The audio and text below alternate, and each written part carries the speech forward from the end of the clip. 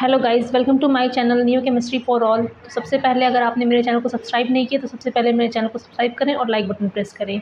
और आज एक बहुत बड़ी इन्फॉर्मेशन लेके आए हैं कि आप लोग को डिस्क्रिप्शन में टेलीग्राम चैनल का लिंक मिल जाएगा। आप लोग वहाँ जाके टेलीग्राम चैनल को ज्वाइन कर लेना। तो वहाँ पर आपको जो भी टॉपिक्स हम पढ़ाते जाएंगे उससे रिलेटेड आपकी क्वेश्चन की सीरीज़ एज वेल एज जो है नोट्स आपको वहाँ पे अवेलेबल हो जाएंगे। तो आज हम क्या टॉपिक स्टार्ट करने वाले हैं, रिएक्शन इंटरमीडिएट। रिएक्शन इंटरमीडिएट होता क्या है? जब भी हम कोई नया टॉपिक स्टार्ट करते हैं तो हमें पहले उसके बारे में बेसिक नॉलेज होना चाहिए। कोई भी रिएक्शन हो ही क्यों रही है और इंटरमीडिएट बन क्यों रहा है। First question, what is reaction? Reaction हो क्यों रही है? किसी भी प्रोडक्ट को रिएक्टेंट किसमें कन्वर्ट करना है हमें? प्रोडक्ट में। तो रिएक्टेंट को प्रोडक्ट में जब हम कन्वर्ट कर रहे हैं तो ऐसा क्यों हो रहा है? रिएक्टेंट प्रोडक्ट में क्यों कन्वर्ट हो रहा है? वहाँ पे कोई कुछ कंडीशंस होंगी, या तो उसमें बॉन्ड ब्रेकिंग होगा,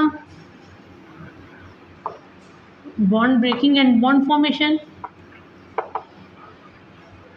पुराने बॉन्ड टूटेंगे और नए बॉन्ड बनेंगे, bond breaking and bond formation एक रीज़न ये हो सकता है। और क्यों हो सकता है? रिएक्शन क्यों होता है? अगर अब हम ये पूछें कि हम लोग पढ़ क्यों रहे हैं, एक अच्छी जॉब पाने के लिए पढ़ रहे हैं, तो किसके लिए? स्टेबिलिटी के लिए। किस लिए? स्टेबिलिटी के लिए। और नेक्स्ट, या तो हो सकता है उसमें कुछ इलेक्ट्रॉन कोवेलेंट बॉन्ड का ब्रेकिंग, सेम बॉन्ड ब्रेकिंग किसका? कोवेलेंट बॉन्ड का ब्रेक होना। या तो क्या होगा नेक्स्ट, फिजन या फ्यूजन होगा। होमोलिटिक फिजन होगा, होमोलिटिक फिजन होगा, या फिर हेट्रोलिटिक फिजन होगा। होमोलिटिक और हेट्रोलिटिक फिजन से होता क्या है? होमोलिटिक फिजन क्या होता है? मान लो एक ए है, एक एटम इससे कनेक्ट है बी। जब ये दोनों टूटेंगे तो क्या बोलेंगे? बंटवारा करेंगे तो क्या कहेंगे? भाई आधे इलेक्ट्रॉन्स तुम ले लो और आधे इलेक्ट्रॉन्स मैं ले लेता हूँ। तो क्या होगा? जब ये लोग टूटे सनलाइट के प्रेजेंस में तो क्या हुआ? ए के पास भी एक इलेक्ट्रॉन्स आ गए और बी के पास भी एक इलेक्ट्रॉन आ गए। तो ये क्या हुआ? होमोलिटिक, मतलब दोनों ने बराबर से बांट लिया। हेट्रोलिटिक में क्या होगा? ये ए है, ये बी है, इसमें से क्या होगा? एक ताकतवर होगा। मान लो ये इलेक्ट्रोनेगेटिव एटम है, मोस्ट इलेक्ट्रोनेगेटिव, इससे ज़्यादा इलेक्ट्रोनेगेटिव ये है, ये इलेक्ट्रोनेगेटिविटी का सिंबल है। जो ज़्यादा इलेक्ट्रोनेगेटिव होगा वो क्या करेगा? इसके भी इलेक्ट्रॉन्स को खींच के लेके निकल जाएगा। तो यहाँ पे क्या होगा? ए पे पॉजिटिव चार्ज और बी पे नेगेटिव चार्ज। तो जहाँ पे कैटायन और एनायन का फॉर्मेशन होता है वो क्या होता है? Heterolytic cleavage. होमोलिटिक क्लेवेज में क्या होता है? दोनों लोग बराबर से डिस्ट्रीब्यूशन करते हैं। कोई भी बॉन्ड इंटरमीडिएट बनता क्यों है? स्टेबिलिटी के लिए। अब दो टाइप के रिएक्शन होते हैं, एक होता है कोऑर्डिनेट रिएक्शन, एक होता है नॉन कोऑर्डिनेट रिएक्शन। अब इसमें होता क्या है, जब ये जो हम पढ़ रहे हैं ये क्या है? Reaction intermediate. रिएक्शन इंटरमीडिएट कहाँ बनता है? नॉन कोऑर्डिनेट सिस्टम में। यहाँ पे होता क्या है नॉन कोऑर्डिनेट सिस्टम में? ये ग्राफ बनता है जो यहाँ से ये जो होता है ये क्या होता है? Intermediate formation. ये क्या होता है? इंटरमीडिएट। और वही जब कोऑर्डिनेट सिस्टम होता है, और कोऑर्डिनेट सिस्टम में क्या होता है? किसी इंटरमीडिएट का फॉर्मेशन नहीं हुआ। यहाँ से ये क्या है? ये एक्टिवेटेड एनर्जी होती है ये। तो जहाँ पे इंटरमीडिएट का फॉर्मेशन होता है वो कौन सा सिस्टम होता है? Non coordinate system. और जहाँ पे इंटरमीडिएट का फॉर्मेशन नहीं होता वो क्या होता है? Coordinate system. अब कहाँ पे कोऑर्डिनेट सिस्टम होता है, कहाँ पे नॉन कोऑर्डिनेट सिस्टम होता है? इसके पहले आई थिंक आप लोग ने पढ़ा होगा simultaneous bond breaking and bond formation. 2+2 cycloaddition पढ़ा है। 2+2 साइक्लोएडिशन में क्या होता है?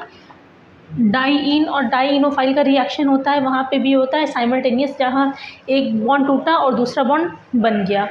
ऐसा एक जगह और हमने बचपन में 12th में ही पढ़े होंगे हम, SN1 और SN2।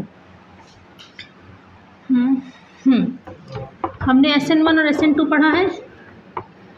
SN1 में क्या होता है, कार्बोकटाइन का फॉर्मेशन होता है, इंटरमीडिएट फॉर्मेशन होता है। लेकिन SN2 में क्या होता है, एक ट्रांजिशन स्टेट फॉर्म होती है और वहीं से रिएक्शन हो जाती है, एक तरफ बॉन्ड आके बनता है, दूसरी तरफ से टूटता है। तो जो SN2 होता है वो कैसा है, कोऑर्डिनेट सिस्टम, और SN1 कैसा है, नॉन कोऑर्डिनेट सिस्टम। अब SN1 और SN2 को तो हमने बता दिया कोऑर्डिनेट और नॉन कोऑर्डिनेट सिस्टम। अब यहाँ पे कुछ रिएक्शन इंटरमीडिएट हम देखेंगे जो कि होते हैं carbocation, carbanion, nitrene, benzyne, free radical. उसके पहले हमें इन सब चीज़ों की नॉलेज तो हो जाएगी, कार्बो ये सब तो रिएक्शन इंटरमीडिएट है, लेकिन उसके पहले हमें नॉलेज किसी को चाहिए, what is nucleophile, nucleophilicity, nucleophilicity and basicity, ये सारी चीज़ें।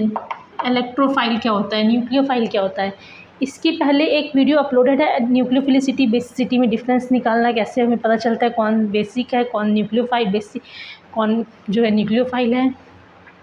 इससे रिलेटेड एक वीडियो ऑलरेडी अपलोडेड है, उसका भी लिंक आपको डिस्क्रिप्शन में मिल जाएगा।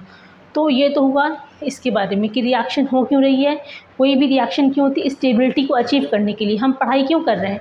अगर हमें जॉब नहीं चाहिए तो हम नहीं पढ़ेंगे, लेकिन हमें एक जॉब चाहिए, एक वेल सेटल्ड लाइफ चाहिए, इसके लिए हम पढ़ रहे हैं। अब स्टेबल तो होता है जब कोई भी प्रोडक्ट फॉर्मेशन होता है, तो वो प्रोडक्ट क्या होता है, स्टेबल होता है। और स्टेबल जो होगा कंपाउंड, उसकी क्या होगी, एनर्जी लेस होगी। अब एनर्जी लेस क्यों होती है, जब कोई स्टेबल होता है तो उसकी एनर्जी क्यों लेस होती है। अब जैसे मान लो जो यंग एज के बच्चे होते हैं, बच्चे या फिर कोई भी बड़े होते हैं, तो वो क्या करते हैं, यंग एज में बहुत फटाफट काम करेंगे। सरकारी जॉब में भी क्या होता है, एक एज लिमिट होती है, उसके बाद आपको जॉब नहीं करनी होती, मतलब उसके बाद आप रिटायर हो जाते हो। तो क्या होता है वहाँ पे, जब तक उसके अंदर उतनी कैपेबिलिटी होती है तब तक वो भाग भाग के काम कर सकता है। लेकिन जब एक स्टेबिलिटी, एक ऐसी स्टेज आ जाएगी जहाँ पे अब उसको आगे उसके अंदर फर्दर मोर एनर्जी नहीं बची, तो वो क्या करते हैं, उसको रोक देते हैं, उसको पेंशन वगैरह दे के काम खत्म वहाँ से। तो क्या होता है, स्टेबल, जब वो स्टेबल होता है कोई भी इंसान, तो उसके अंदर एनर्जी कम हो जाती है। अभी मान लो अब कल पेपर है, तो आज फटाफट बहुत सारी चीज़ें तैयार हो जाएंगी, लेकिन अगर 1 महीने बाद पेपर है तो आज नहीं होगा। क्यों, क्योंकि जब कल पेपर है तो आज हमारे अंदर क्या होता है, बहुत ज़्यादा एनर्जी बूस्टअप होती है और एक हार्मोन भी रिलीज़ होता है, जिसकी वजह से हम फटाफट पढ़ लेते हैं, लेकिन नॉर्मली नहीं पढ़ पाते। क्योंकि जब हमारे अंदर एनर्जी ज़्यादा होगी, जब स्टेबिलिटी ज़्यादा होगी तो एनर्जी कम होगी। ये तो हो गया इसका। फिर जब कोवेलेंट बॉन्ड ब्रेक होता है तो एक पे पॉजिटिव चार्ज आएगा, एक पे नेगेटिव चार्ज आ जाएगा। कोवेलेंट बॉन्ड में ये 2 चीज़ें आती हैं, होमोलिटिक फिजन और हेटेरोलिटिक फिजन। अभी जब हम रिएक्शन इंटरमीडिएट देखेंगे तो कौन कौन से रिएक्शन इंटरमीडिएट देखेंगे, carbocation, carbanion, nitrene, benzyne, free radical, ये चीज़ें हम देखेंगे। और कार्बीन, सबसे इम्पॉर्टेंट इसमें कार्बीन है। तो सब हम एक एक दिन करके इसको कंप्लीट कर लेंगे, और इससे रिलेटेड नोट्स और इससे रिलेटेड आपको जो है क्वेश्चंस आपको टेलीग्राम चैनल के लिंक पे मिल जाएंगे। Okay, thank you.